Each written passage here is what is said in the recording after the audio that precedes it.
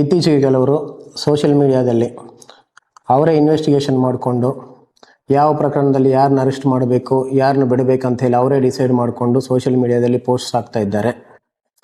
ತನಿಖೆಯನ್ನು ಪೊಲೀಸರು ಮಾಡ್ತಾರೆ, ಸಾಕ್ಷ್ಯಗಳ ಆಧಾರದ ಮೇಲೆ ಮಾಡ್ತಾರೆ.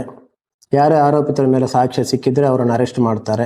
ಯಾರ ವಿರುದ್ಧ ಯಾರು ಸಾಕ್ಷ್ಯ ಸಿಕ್ಕಿಲ್ಲ ಅಂದರೆ ಅವ್ರನ್ನ ಅರೆಸ್ಟ್ ಮಾಡಲಿಕ್ಕಾಗಲ್ಲ. ಯಾರ ಹತ್ರ ಆದರೂ ಯಾವ ಕೇಸಲ್ಲಾದರೂ ಸಾಕ್ಷ್ಯ ಇದ್ದರೆ ಪೊಲೀಸ್ ಸ್ಟೇಷನ್ಗೆ ಬರ್ರಿ, ನಾವು ಆ ಸಾಕ್ಷ್ಯವನ್ನು ಪರಿಗಣಿಸ್ತೀವಿ. ನೀವು ಯಾರನ್ನಾದ್ರೂ ಆರೋಪಿತರ ವಿರುದ್ಧ ಸಾಕ್ಷ್ಯ ಇದ್ದರೂ ತೊಂದರೆ ಇಲ್ಲ, ಯಾರನ್ನಾದ್ರೂ ಪೊಲೀಸರು ಹಿಡಿಯುತ್ತಿದ್ದಾರೆ ಅಂತ ಅನಿಸಿ ಅವ್ರು ಇನ್ನೋಸೆಂಟ್ ಅನಿಸಿದರೆ ಆ ಸಾಕ್ಷ್ಯ ಇದ್ದರೂ ಕೂಡ ಪರವಾಗಿಲ್ಲ. ಪ್ರತಿ ಸಾಕ್ಷ್ಯವನ್ನು ಕೂಡ ಪೊಲೀಸರು ಯಾವಾಗಲೂ ಪರಿಗಣಿಸ್ತಾರೆ. ಅದನ್ನು ಬಿಟ್ಟು ಸೋಷಿಯಲ್ ಮೀಡಿಯಾದಲ್ಲೇ ನೀವು ಇನ್ವೆಸ್ಟಿಗೇಷನು ಟ್ರಯಲ್ ಮಾಡೋಕ್ಕೆ ಹೋಗಿದರೆ ಅದು ಕೂಡ ಒಂದು ಅಪರಾಧ ಆಗುತ್ತೆ.